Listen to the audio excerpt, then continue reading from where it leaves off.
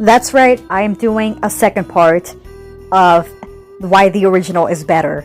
Because the first video I did had a lot of people watching it, and I think I pissed off the Nomura Glazers. But yeah, if you have not seen part 1, please go watch it. But anyway, I do appreciate you guys watching the video. Because I did not expect it to get like 13k views.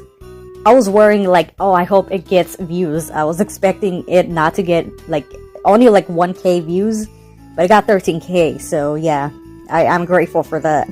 And I got a lot of subs too, so that's another good thing.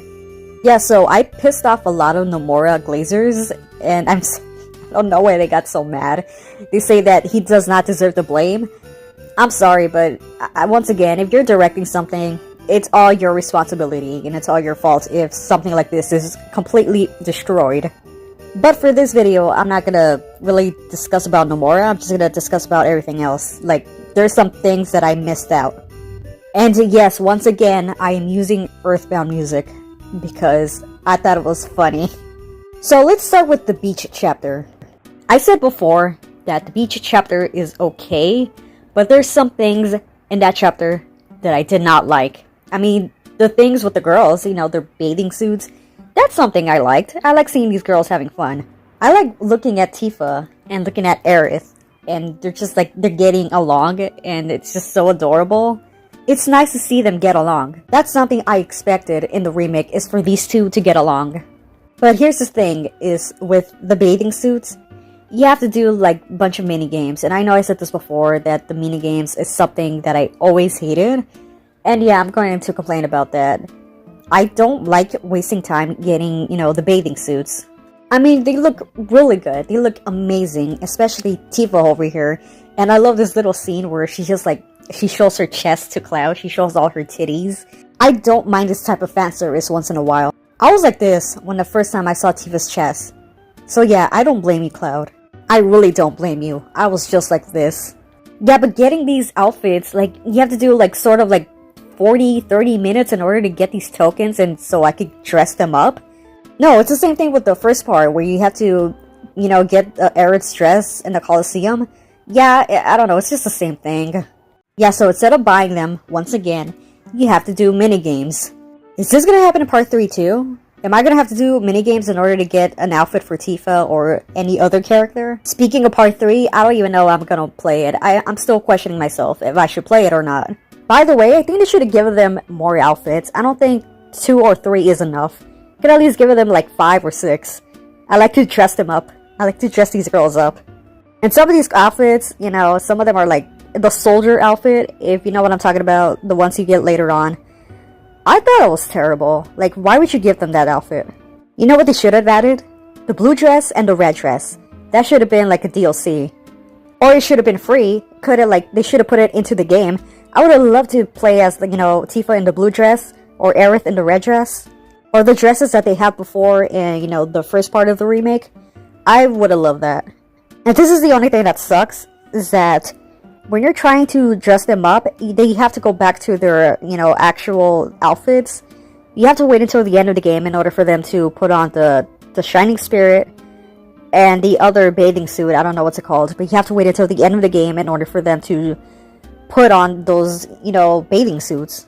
Which, to me, that sucks, because I actually wanted to see more of Tifa in her bathing suits. I actually like Aerith in her bathing suit, too. I want to see these characters in their, you know, bathing outfits. Okay, so can we talk about Johnny? Because that's a character I missed out. That's right, Johnny, you're not getting away.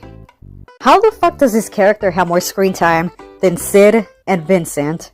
I hate how cringy this character is. He's like beyond cringy. He's like as annoying as Prompto. There's a scene where they're at the beach and Yuffie uses them as clones. Yeah, instead of using herself as a clone, she has to use Johnny?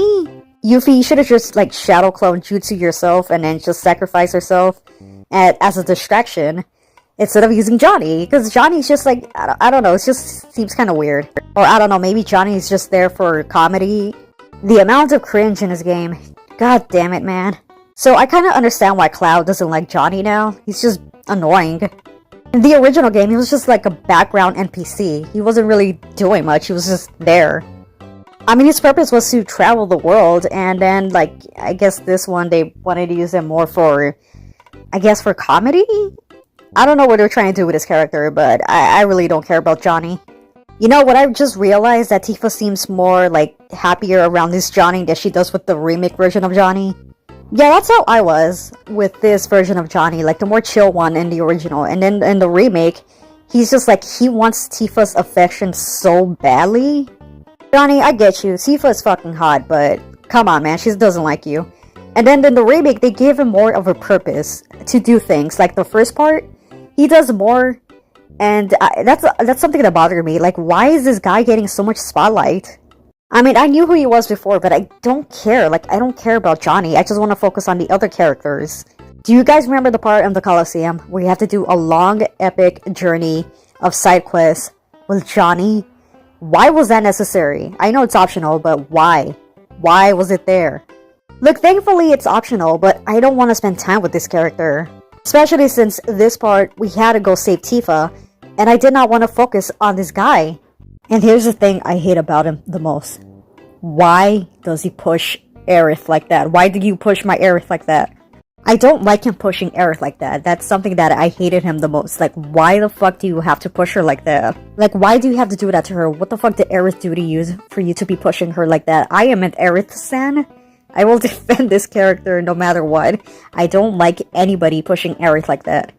Whoever does that deserves to get their head beheaded. I know she's a character, but I don't care. Then in Rebirth, there's like this whole side quest of... I don't know what the fuck the side quest was about. I forgot. I don't care. But look at all these Johnny clones. What is this?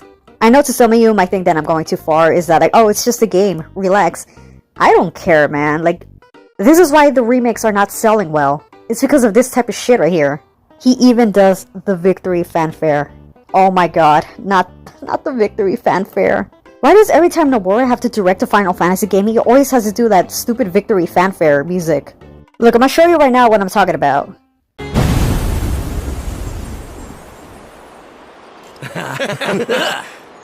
Three, four.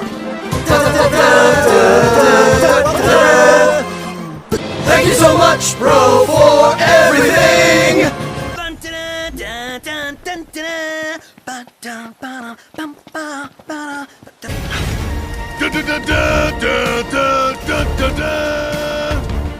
Do you see now what I'm talking about when it comes to Nomura adding victory fanfares? There's some people out there that do like it. Okay, I don't care what they think. This is a video about why I don't like it. It is completely cringe. I know there's people out there that are gonna like this type of gameplay and this type of story, but as somebody like myself and other people, you have to respect that we do not like this type of storytelling and writing. I would respect your opinion more if you respected my opinion, because there are people out there that do not like this, and then there's the Nomura defenders that come here and they're like, oh, it's just like a different change. It's not that bad. It's not, they didn't change the story that much. What are you talking about? Yes, they did. Johnny is just a character to be cringe. He doesn't really have, like, I know he's just there for, like, plot, like, side plot, but I don't care. Like, I don't want him in the story. I don't even want him for side quests either. I know he was there. I know he was there in the original. I play the original so many times. But even in the original, he hardly even did anything. In the remake, he just does too much. Yeah, I know, it's optional. I don't care. I don't want him in the story. I don't like his side quests. And speaking of side quests, I gotta talk about this side quest with Aerith, because this one didn't even make any sense. So there's this side quest with Aerith that I thought it was gonna be for Tifa, because it says they needed somebody that knows how to work a bar, to be sexy, and I know Aerith is cute, but she's not sexy. She's just cute. She's just there to be cute. This threw me off so bad. It even says right there. It says right there, and I quote, "We're thinking something sexy, perfect for the beach, the bar, or the boudoir." For anybody that doesn't know what that word means, it means a bold friend. I mean, that could either be Tifa or Aerith, but what I'm saying is that this side quest feels more for Tifa. That's like saying, hey Tifa, let's go flower picking and make a bouquet. And Aerith is like right there. That doesn't make any sense. Look, I will always love to rather spend time with Aerith more than Tifa, but that side quest doesn't make any sense. Why throw off the player and then thinking, hey, we're gonna have a side quest with Tifa? No, it's actually with Aerith, because it doesn't make sense. It said the bar and it said sexy. I was thinking Tifa, not Aerith. But then again, spending time with Aerith is better, so yeah. I'm so sorry, Tifa Gooners, but I prefer Aerith. There's also this other side quest that bothered me. It's the one with Red 13, if you know what I'm talking about.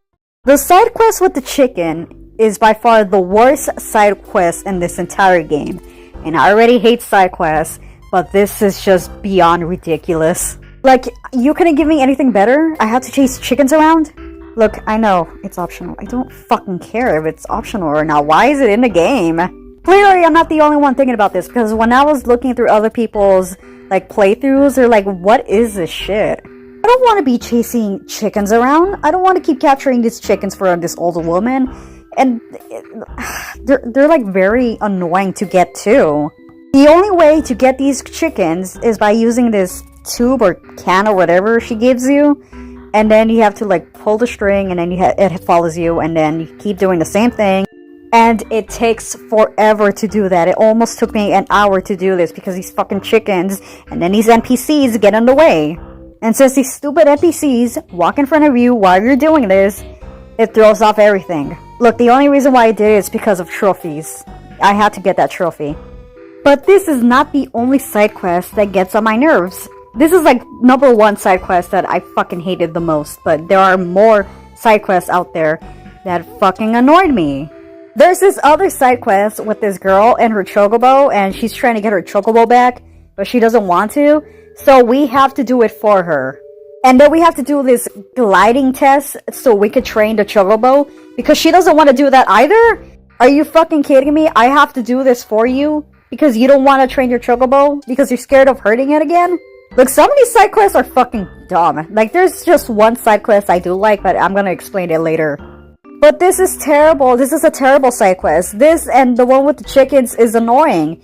And then for some reason, Cloud starts becoming the chocobo whisperer. And for some reason, this one, I mean, that one kind of does make a little bit sense, since Cloud spends so much time with Bart in Dissidia NT that he became a chocobo whisperer.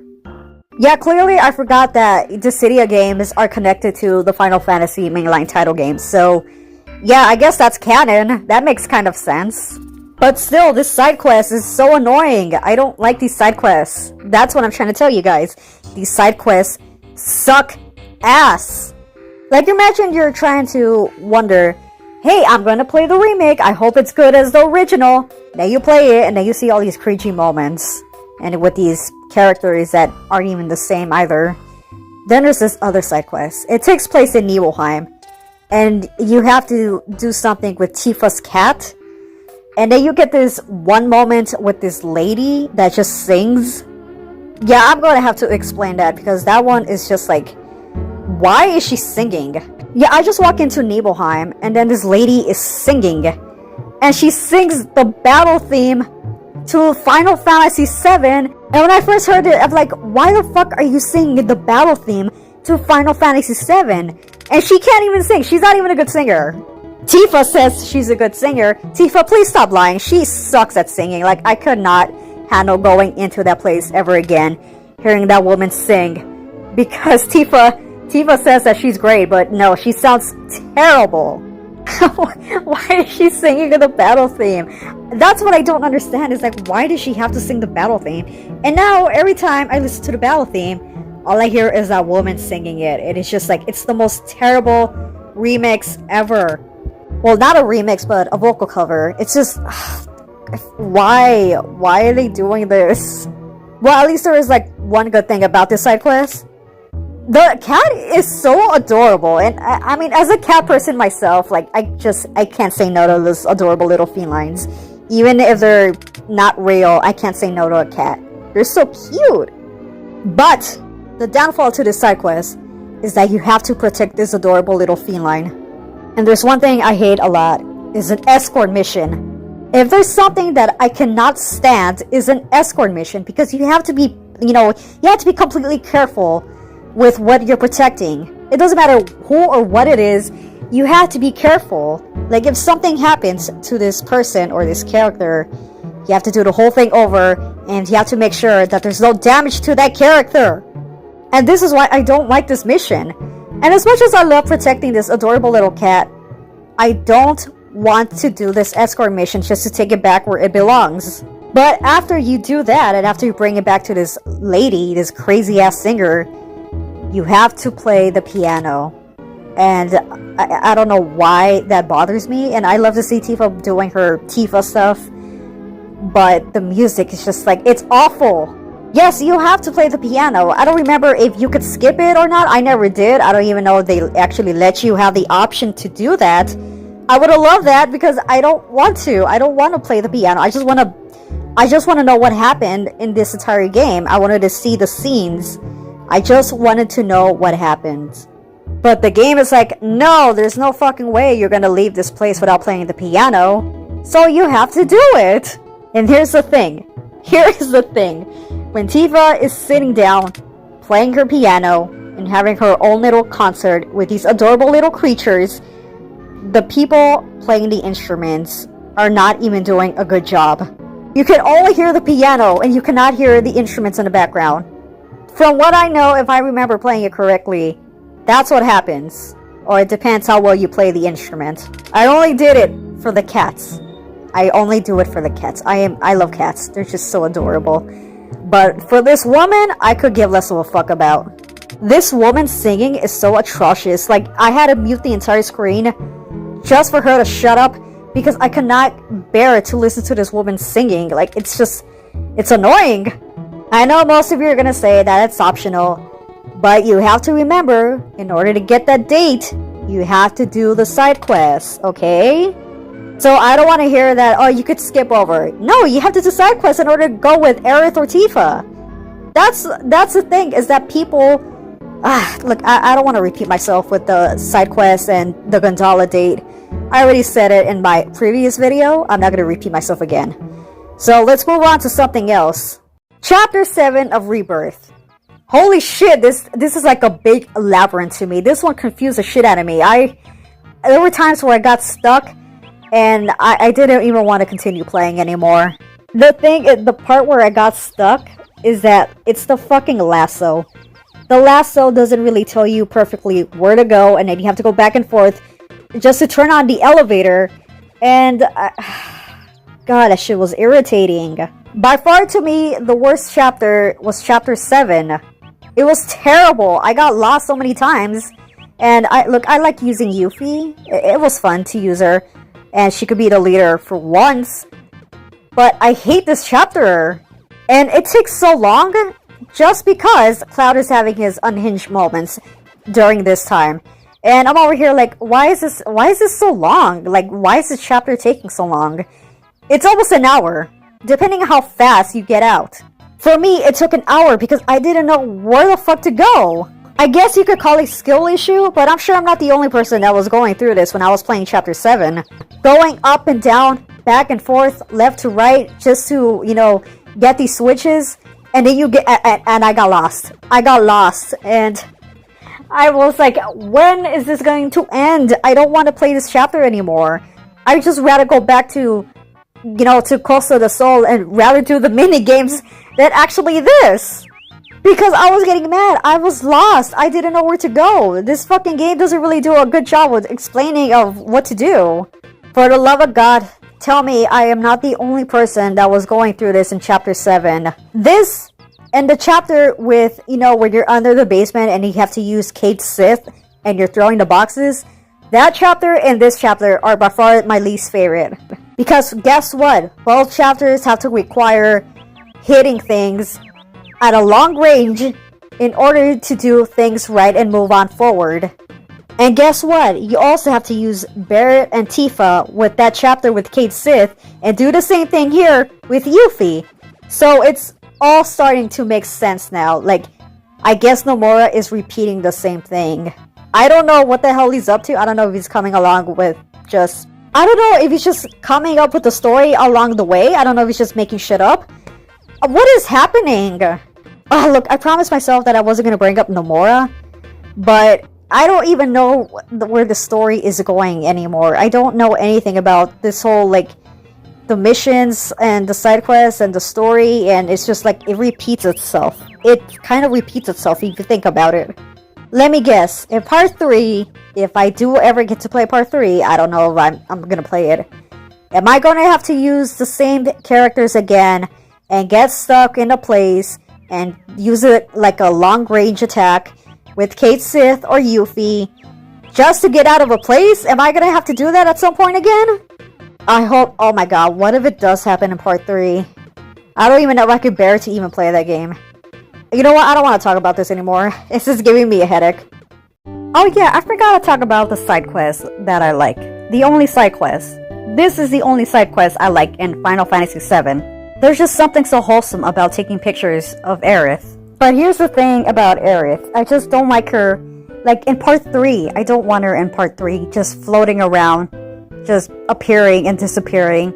I don't want that. Her death is meaningless if she appears and disappears. Do you understand? Like, her death is the most important thing about this story. Yes, I do love her. I really do. I am an Aerith stan. I just don't want her floating around on part 3, just appearing and disappearing. It just ruins a lot of things. Because when Hironobu Sakaguchi made this game, he wanted the game to be about life and death. That is the entire story of Final Fantasy VII. The concept of life and death, and to move on. Not the concept of, hey, I'm gonna appear and disappear in front of you, so you won't forget me. That's terrible. That's actually not a good thing. So no wonder Cloud's psyche is becoming worse and worse. It's because they're not really developing his character well. They were at the beginning, and then when she died, it's just like, it completely ruins everything. It's like, you know that she's dead, but yet you want her alive and you can see her. But when you find out that she's dead, when you find out that she's actually dead, how is he gonna react? That doesn't make any sense. The ending itself also confuses me. Like, she says goodbye as they're leaving to the mountain to get Sephiroth, and like, is that the last time they're gonna see each other? Or is she still gonna be around in part 3 where she's just appearing and disappearing? Is Cloud gonna be able to see her? I don't really understand it. I don't know where this story is going, man. It was Nomura's idea to kill off Aerith, and now he's trying to bring her back? So, yeah, it probably is Nomura's the one changing the story, not Katase. Look, wherever the story is going, I just hope... You know what? It's gonna be butchered in part 3 anyway. It's not gonna make sense. I'm kind of pissed off that they got rid of that one line too, where he says Aerith and Cloud are, meant to be together. I actually wanted to see that. I wanted to hear that. They brought it back in the gacha game, and I wanted to see Tifa get jealous, because I thought it was adorable when she got jealous in the original game. Why would they get rid of that line? I thought it was adorable. Well, then again, they're shippers, so yeah, I don't blame them for that. So let's move on. Can we talk about Dio? Because what the hell, man? Yeah, Dio was changed. I forgot to talk about Dio in the other video. So the part when we're on the gondola and we're trying to figure out who killed these people on the gondola, we get this moment with Dio, and Dio thinks that we're the one that killed, the people in the gondola. And he suspects it's us because we're the one hanging out with Barrett, which that actually does happen in the remake, but the thing is that he's so nice about it in the remake than he is in the original. In the original, he captures us and he throws us in the Corel prison. But in the remake, and I know a lot of you are going to agree with me, is that why I don't like this part of the remake. It's just that he just gives you everything easily. Except of capturing you, he gives you a bracelet, like a tracker, so you won't escape. And he's just like, he lets you go like it's nothing. He doesn't even capture you. He doesn't even throw you in the Corel's prison. You have to go to an elevator, go down, and then you get captured by these guys in the Corel prison instead. Why are they running it like this? It's just, like, it's terrible. I don't know, sometimes I think the writing for this game just feels so completely off. I already said this in the other video that these characters do not feel the same. I mean, Dio was one of them. I just forgot to talk about him. I mean, I wasn't really interested in talking about him, but I had to bring it up this time. And then here's the thing, it's like, you got down here, you couldn't find the guy for yourself, and then you start scrapping with Rude? What? This never happened. Yeah, you could have come down there and just looked for the killer himself, but no, I guess the remake is like, we gotta change everything again. Okay, let's talk about the Corel prison. God, man, this place just feels like Wall Market again. This guy comes in, Johnny 2.0 over here, and then he's just like, hey, can you give me some money? And the way he comes in is so Nomura-ish. I don't like this ghetto character just walking in like that. It just makes the game even cringier. In the original game, he doesn't do all that. He doesn't even have goons beside him. I mean, he has them outside his truck, but that's it. He doesn't do anything else. I don't like it when the NPCs have more of an important role than the other characters in a game like Sid and Vincent. Why are we adding more stories for the NPCs? Why are we doing this? Is this gonna happen in part 3 too? In the remake, he captures your friends, and then he tells Cloud, can you get me money so I can let your friends out? And knowing that all these characters could kick their asses, they don't do it. So you guys can like beat him out of it. You guys can't just pressure him to getting you guys out of there. You just have to do more side plots. Look, I know I'm being a little bit extra, but it's true. Like, you guys could beat him up and then you could guys get out of there. But they don't do that. Like, it's like these developers aren't really using their brains very well. In the original game, you just get captured and get thrown in Corel prison because Dio thinks that he did something bad. But this one, you get captured for money. That's terrible. This story isn't making any sense anymore. I don't know why they keep changing it. Except of getting captured because they think you did something bad and you get thrown in prison. This one, you're doing it because this ghetto-ass person needs money. Look, this is even like the beginning of it. There's just a lot of things I have to say about these two parts. Part 1 and part 2. There's a lot of things that are throwing you off. Like, it's not just this character here. It's also the way Corel Prison looks. It's just another wall market. Oh boy, this place. Oh god, this place is just another wall market and another... It's not even supposed to look like this. It really is not supposed to look like this. Where is the emptiness? There's hardly even supposed to be anything. Corel Prison is supposed to be empty. It's not really supposed to be having anything. The whole point of Final Fantasy VII is the emptiness of the world. But this place, it just feels like there's just too much. Like, the remake, it's just like, there's too much. There is completely too much of everything. It just feels like another amusement park, which is actually funny because they're at the bottom of an amusement park. Look at this place, it feels more cleaner than, you know, the original game. If I remember correctly, there's a guy that just follows you around and creeps the hell out of you because of how people have lost their insanity during the time of being in the Corel Prison. But not in the remake. And I did say this in my other video, everybody just feels more happier. That's the problem. These NPCs, man, they're not supposed to be happy. It's supposed to be sort of a dystopian, post-apocalyptic world that they're living in. But the new developers, they're not really taking it seriously. I don't even think this entire time they were taking it seriously. And look how many NPCs there are. There are only a few. In the remake, there's a lot. There's just too much. Okay, so now there's the Gi. And for some reason, they brought them back in the remake? Why was this necessary? I don't remember them having a big role into the story. In the original game, it was just like a slight boss battle for Red 13, so he could see his dad. But in the remake, it has more of a potential, like, more of a bigger plot.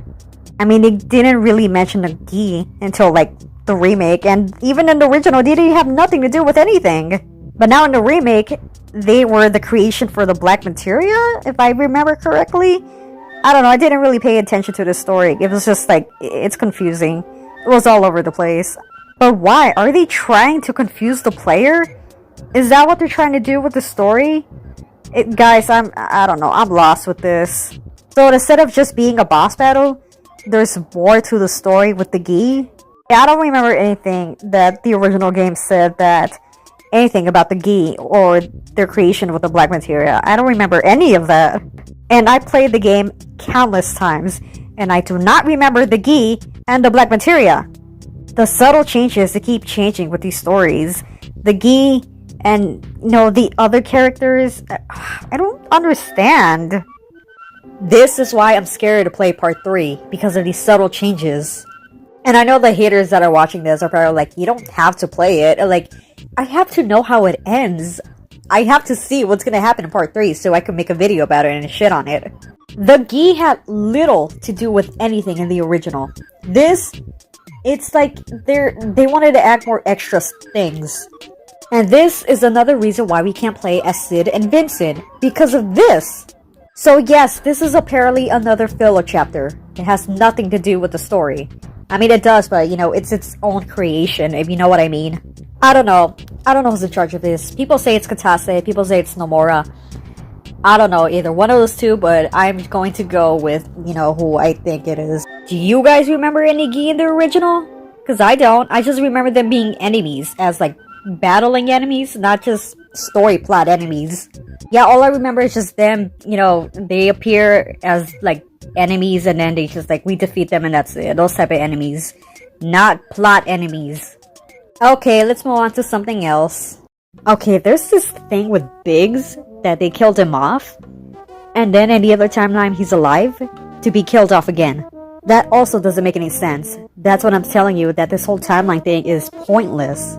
Why in the other timeline he's alive to be killed off? I don't get it. Like, the death means like nothing. It's pointless. It doesn't mean anything. Is it foreshadowing something for the other characters? Is it foreshadowing something for Aerith and Zack in the other timeline?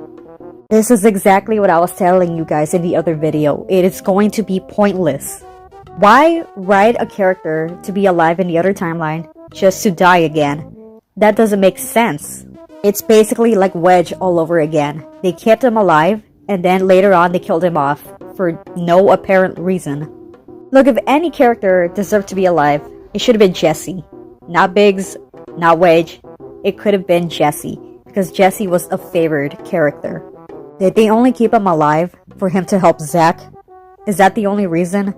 Because if that's the only reason, that is a very stupid reason why to keep a character alive. And here's another thing. There's no point to Biggs being here. There really isn't. Like, they just kept him alive for no reason. His sole purpose in the other timeline is just, you know, trying to figure things out about who died, and then that's it. And then they killed him off. And I don't know why. Like, if you're gonna keep a character alive, they have to have more of a purpose into the story, not just like keep him alive and then killed him off. And this also happens with the other characters. Like, they killed him off. And why? Why kill off the entire Avalanche team? That doesn't make sense. Like, you killed them off. I thought you were trying to make a happy ending for everybody, and you kill off every member of the Avalanche team except Biggs, and then you kill him off later. What the fuck? So apparently this whole timeline is just basically for Zack and Aerith. And that's also going to be pointless in part 3. Watch. Okay, for some reason, somebody told me in the comments in my other video that for some reason, when they get out of the basement, Klaus still remembers Zack. He is not supposed to remember Zack at all once he gets out of the basement. Because once your memories are erased, you're not supposed to remember Zack. Until that one moment in the original game and, you know, the end of disc 1. I don't know if the developers forgot about that, because once he gets out, he's not supposed to remember Zack. Like, at all. For some reason, I thought I was the only one thinking about that, and I had to put this in these videos, because I have to let people be aware about the story of Final Fantasy VII. And the writing for Final Fantasy VII. So yeah, Nomura, I don't know if he forgot, or he just did not care at all. Okay, let's move on to something else, because there's a lot of things to say. Then there's this stupid ass moogles. These moogles, they are horrendous. They're hideous. Like, what's the point of these creatures to be here? In the 1997 version, they're just there as a little Easter egg. And they're just there for like a mini game, like very small little sequence. And that's it. Yeah, they're just there for like a mini game. And there's nothing else. And then in the remake, they're just there to find their Moogle buddies, and then Cloud becomes one with the Moogles? What? And they're not even cute. Like, they're supposed to be cute. I mean, look at the Moogles in Final Fantasy 16. Look at this. Look at this cute little Moogle. That's what I want to see. Cuteness, not ugliness. Even the Moogles in Final Fantasy 9 look better than the Moogles in Final Fantasy 7 are. This sequence with the Moogle just makes the game even more childish. This is exactly what I mean, that the game is more for fucking kids than it is for mature audiences. Because you have to chase them down. You have to chase them down, and then you have to put them in this like little corner. And this was irritating to do, because I don't like to chase these moogles around. They just do too much.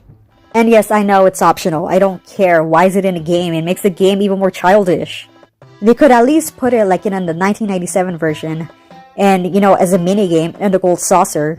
Then, you know, in a world map where you just basically have to do the side quest or minigame or whatever. These things scared the shit out of me when I first saw them. It just looks like, I don't know, they look like Teletubby characters. It's the eyes. It's the eyes that look like Teletubby characters. Either they look like Teletubby characters or something from Mr. Rogers' Neighborhood, but it's somewhere there. It looks like a typical mascot. It's just, it bothers me. It looks terrible. And Cloud is just like, he's too happy being a moogle. If this was the original Cloud from the original game, he will not give a fuck. Guys, remember that this game is almost $70 and you waste it on things that you do not like. Guys, I can't be the only one that was cringing out when this was happening. I just like, what am I playing? This feels like a kid's game. This feels like an E-rated everybody game. This doesn't even feel like a M-rated or a T-rated game. I'm telling you guys, this is a game for babies, not for mature audiences, for people who grew up with the games. Alright, let's talk about these two. Because these two are, I don't know, just like, it's so different. I understand that Cloud and Tifa is the most popular ship, but we already know that they're doing these scenes for the shippers. The entire relationship with Cloud and Tifa in the remake just feels so convoluted, like the story itself. But why are they arguing the moment they get out of Midgar? Tifa, if you know something is wrong with Cloud, why are you forcing it out of him? He doesn't know what's going on. I get that they're developing the relationship, but it just like, it doesn't feel right. And another thing is that why does Tifa feel so dumb in the remake? Am I the only person that notices that she's dumb in the remake? Nobody else? Am I the only one? She snaps at him because he does not remember. The original Tifa would never do this. So what does she do? She flashes him and shows him the scar. How the fuck is he gonna remember something like that if you just flash him? I feel like the developers made her dumber and they didn't care. It's like, oh, you're not gonna notice that she's dumb in the remake because Tifa's only popular because of her looks. She felt off. She felt really off. Am I the only person that noticed that Tifa is not the same? Like, it's not the only thing about her being nervous about being a terrorist. It's also like, she feels dumber. She doesn't even feel supported about Cloud. He's about to attack you, and instead of knocking him down, you start to talk sense into him. He doesn't know what's going on. He's just out of it. If I was Tifa in this moment, I would have knocked him, like, down. Because that is the only way Cloud would understand if you're knocked down. So she falls into the live stream, and then she sees the Whispers of Fate doing the Whispers of Fate thing. And we get the scene that's going to be foreshadowed in part 3. This was ruined for me. It's like the same thing with Sephiroth when he's in the beginning of the first part of the remake. You know the part where the Neibleheim incident and it's just foreshadowed for the newcomers? Yeah, that's completely ruined too. I understand that it's foreshadowing part 3, but they're spoiling the story for the newcomers. They keep doing this over and over, and it gets annoying. Okay, look, there's a few more things I need to say. Let's talk about the world map. Look, this world map is actually pretty, but it's been it's been overused for other games too. Like, the world maps are not the same anymore. Final Fantasy IX, Final Fantasy VIII, and the original Final Fantasy VII had better world maps. You cannot even get near Midgar in this one. When you get near Midgar, you hear this ominous music start to play as you're getting closer to it. In Midgar in the original, it looks all pitch black. But in the remake, like I said in the other video, it's just like, it's all bright. In Final Fantasy like 7, 8, or 9, they all look different. They all look unique. And then in the modern Final Fantasy games, they all kind of look the same now. And I thought this was supposed to be like a post-apocalyptic dystopian world. Why is it everything so bright? Everything looks like it's not even dying. At least in the original game, there's like less stuff. But in, the remake, there's just like, it's too much. That's the problem. Oh boy, I'm worried about part 3. Is it still gonna look like that when the meteor is falling down? Because it's not even supposed to look bright at all. Okay, I don't know about part 3, guys. I don't even know I'm gonna play it. I have to look at the trailer first. But you know what? It was fun trying to figure things out, comparing the old game to the new one. It really was. And with part 3, I'm still trying to figure it out. Because, look, imagine spending $70 on a game that isn't going to be like the original. It's a waste of money. Because the game just feels different. It doesn't feel the same. They promised us the remake, and they did not give us the things that they promised. And I know Nomura Glazers are going to come here, and they're going to start bitching, and they're going to start saying, hey, the game is still the same. Those type of people are just red flags. You can like the remake as much as you want, but there's gonna be other people that do not like it, and you have to understand that there's people out there with a different opinion. And that's all I gotta say about this, because doing this is actually, like, it's fun, but it's also annoying. And it's, like, very stressful to look at the remake and compare it to the original. So yeah, I appreciate you watching this video.